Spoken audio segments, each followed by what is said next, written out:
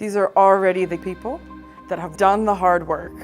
They're already in top-tier positions.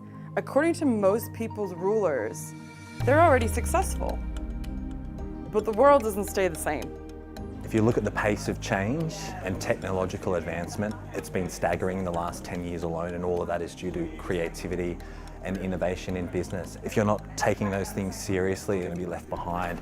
It was just such an amazing environment that I stepped into. You have the diversity of going in and meeting a whole bunch of people from different industries, different workplaces that do completely different things that you do, and learning from them as well. You truly feel like you're a part of a team where different is embraced and you're able to be your true self. The core message of our class is that creativity and innovation, they depend on the quality of our relationships. Students learn how to deal with interpersonal dynamics. How am I in a group? How does this influence a group? They become more reflective about their own role. It just makes you a better person and a better leader, I believe. What's really different about this unit is that it was developed in collaboration between academia and business. So we really co-created and co-designed it from scratch between the University of Sydney, Deloitte and the public sector. Very different backgrounds, an economist, an ethnographer, a design and creativity lecturer. We brought in a very diverse cast of people that bring different angles to creativity and innovation. All the exercises that we did, I feel like I've learnt a lot. The one that really struck me was the illustrative facilitation. The thing that I found most interesting has been the improv class, which I was terrified about when I started. They're going to need to be the types of people who can think on their feet, who can react and adapt in a moment, who can communicate with a team. These are all things that improv skills deliver for you. We really knew that there was a need to highlight Indigenous knowing and practices. So we've stacked the course with multiple presenters on those angles. In a healthy community, you can't be possessive, you can't work in a silo.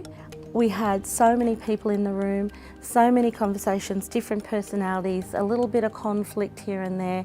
This whole process shows that we all come to the table with something to give. We just have to participate. To see how each individual handprint came together to form something beautiful, that was incredibly inspiring to me. We'll close the course with an Eastern and an Aboriginal take on mental health, first aid and wellness. All the neuroscience and the mental health side of things.